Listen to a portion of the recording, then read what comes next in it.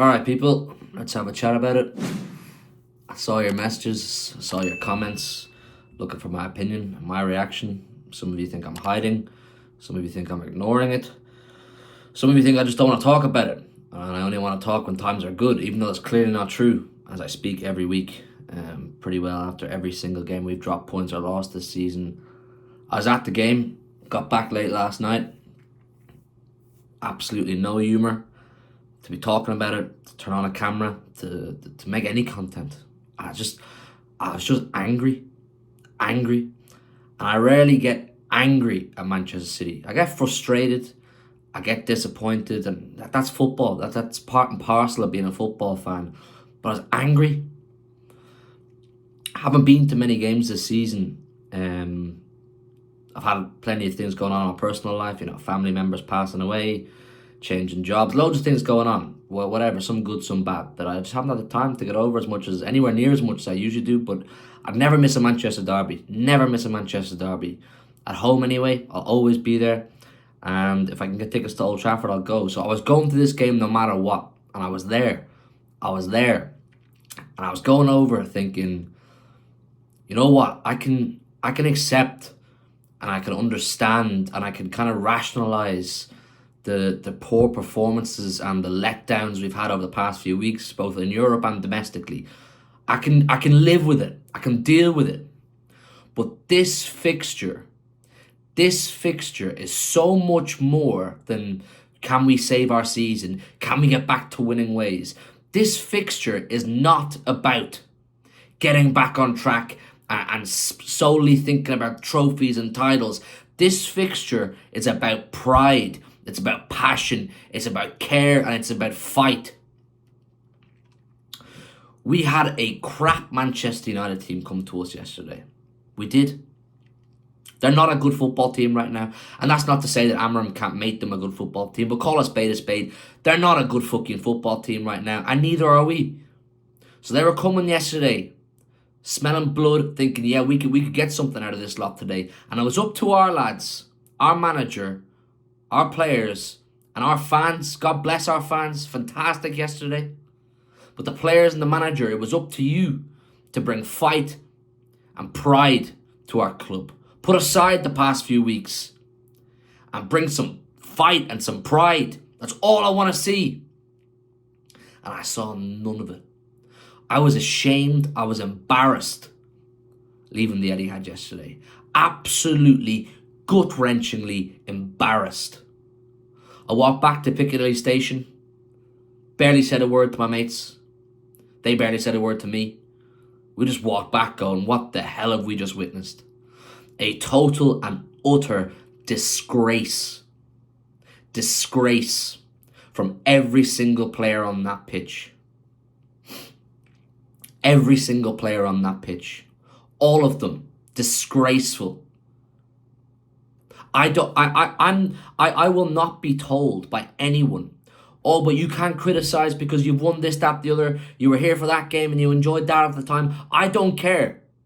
I'll be told all that, and I'll listen to all that when we lose to Bournemouth, when we lose to Brighton, when we lose to Juve. But losing a Manchester derby in that manner, I will not hear that shit. I will not listen to that shit. I don't care about that shit. On that day, when we played them, I don't care what they've won, what we've won. It's about that day. And that day was yesterday, and we were a total and utter embarrassment. I was sitting in my new seat in the East Stand, about 10 rows from the pitch, lower tier. I get a good look at the players up close, And I just looked at the body language of so many of those players. They look confused, devoid of energy, lacking confidence, knowledge of where they should be and what they should be doing. It was just pathetic. Absolutely pathetic. Got a bit of luck for our own goal, didn't we? The deflected cross, Vardiel heads it in. Right, we're 1-0 up. Whatever you do, don't fluff this. We're 1-0 up. Just go to robot mode. Don't even create. I'm not even too arsed about going looking for blood and trying to embarrass them. Just don't let them back in the game. Because credit to them, they were resilient. I don't think they're a good football team. I don't think they played particularly well, but they did have resilience. And that's what ultimately got them back in. They kept going right to the end. I'll give them that. But we gift wrapped it to them. You, the players, you gift wrapped Manchester United a win in our place. You gift wrapped it to them. You handed it to them. You said, there's 4 minutes left on the clock. We're 1-0 up, 86 minutes. Let's get you back in the game. What the fuck is that? There's no excuse for that. No excuse whatsoever. The midfield. We can all bang on about the midfield. We know it's shit. We know it's a load of rubbish. We know it's not going to get us anywhere. And we all know we need business. We all know we need new players. We can all sit here and say, we need this player, we need that player. The fact of the matter is, we're not getting anyone until January at the very least. And that's if this board pull their finger out of their arses and realise this club, this team is in need of major surgery. That's if they do, which they're not known for doing. But we have to deal with the deck of cards we're handed, or that the hand of cards were given. And those players didn't do it. They didn't care. They looked like they didn't care. And it's players that you normally look at and go, at least they'll give some fight. At least they'll try. At least they'll get stuck in. They'll physically throw themselves about. Nothing. I'm looking at all of them. None of them I can look at and go, yeah, at least you cared, you fought for the badge. I'm even looking at your big names that most of you won't want to talk about in a negative light. I'm looking at Erling Haaland. I watched Erling Haaland really closely yesterday. Really closely. Because for the half that we were shooting into the south stand, he went right in my line of vision. I said just to the edge of the halfway line, he's right in my line of vision. He looks like he's just frustrated. He's half-heartedly going in for 50-50 challenges. He's second to the ball most of the time. So unless we're giving him service on the plate, which we're not giving to him, hence why he's so frustrated, he's almost null and void. We're having Man United fans talking about Harry Maguire pocketing Erling fucking Haaland. Now that's a Haaland problem and a Manchester City problem, because it does go two ways. Haaland has to do more and the team have to do more. 30, 40, 50 fucking yards between the midfield and Erling Haaland at times. What do we think we're going to do there? What do we think we're going to get out of that? Oh, maybe a counter-attack. You could counter-attack, but we don't fucking counter-attack.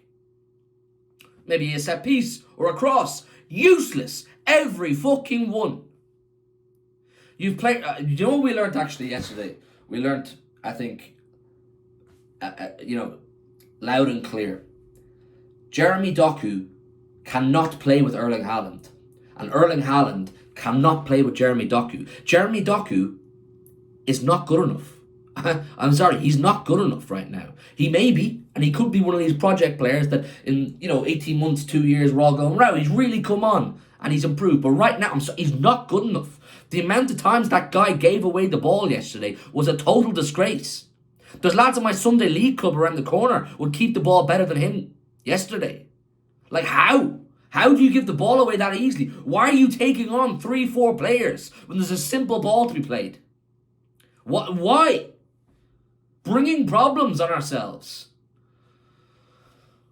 The penalty. Nunes played out of position, left back, whatever. Did alright for the most part, but reckless. Absolutely reckless. Chaotic to jump in like that.